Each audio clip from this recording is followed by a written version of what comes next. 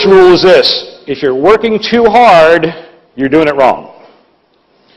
Most of the things that people do, most of the behaviors in which they engage when they're up here on the stage, involve trying to do way too many things at one time. And it's the attempt to manage all these different things at one time that help to fuel the anxiety people feel.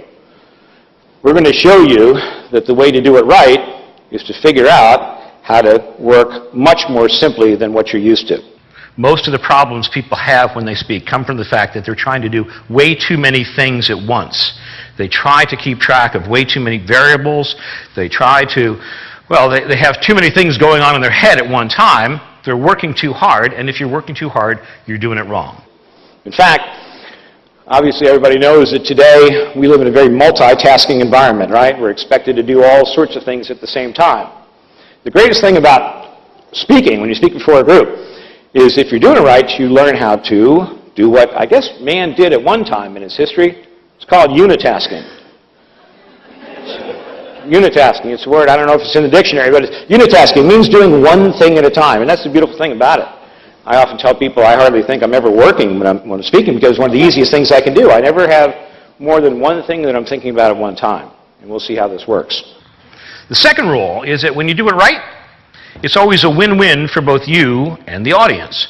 If you're doing what you're supposed to be doing at any given time, the speaker wins, the speaker gets benefits, and the audience gets benefits at the same time.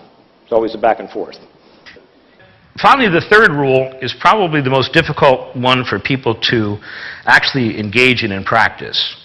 But it's probably the most important too. And that is this: people only start listening when you stop talking.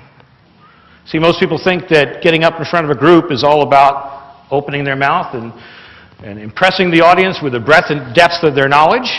And that usually means a continuous stream of words that come from the presenter's mouth. The problem, as you'll see, is when people do that, audiences don't have a chance to really listen. All of the best speakers out there, people you consider to be great speakers, know this rule, that people only start to listen to you once you stop talking. And if you think about that, just think about some of the best jokes you've ever heard. Think about a comedian who delivers a joke. Some of the ones that are really funny are the ones that it takes you a second or two after the punchline's delivered, before your brain can process what was really said, as opposed to what you thought it was going to be. And when you hear that, wow, that's funny, you start to laugh. People only start to listen after you stop